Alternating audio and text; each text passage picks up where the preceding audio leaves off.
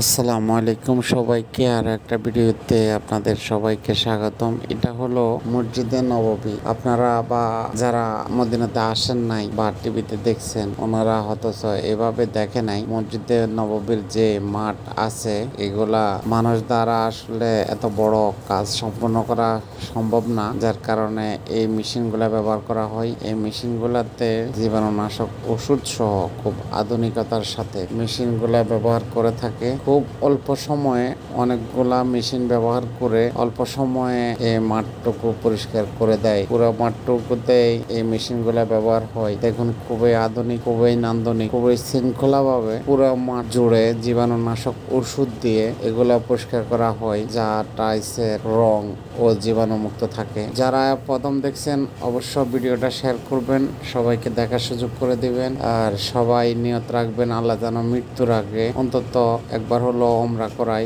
এইটা আল্লাহর কাছে চাবেন। অবশ্যই আল্লাহ একদিন না একদিন আপনার কথাটা কবুল করবেই। যে কয়দিন আল্লাহ বাঁচিয়ে রাখে সব সময় চিন্তা করবেন মানুষের উপকার করার জন্য, ভালো মানুষের সাথে চলার জন্য। খারাপ মানুষকে বর্জন করবেন, ভালো মানুষের সঙ্গী হবেন। ঘুম থেকে উঠে নিয়ত করবেন আজ যেন মানুষের উপকার করতে পারি, কিন্তু মানুষের ক্ষতির আশা করবেন না, অন্যের হক নষ্ট করবেন না। আপনি অন্যের হক নষ্ট করবেন, আপনার হকও আরেকজনের নষ্ট করার জন্য বসে আছে। তাই আল্লাহ আমাদের সবাইকে বুঝার তৌফিক দান করুক। ওমা তৌফিক ইল্লা বিল্লাহ। ভিডিওটা শেয়ার করবেন, সাবস্ক্রাইব করে পাশে থাকবেন। আল্লাহ হাফেজ।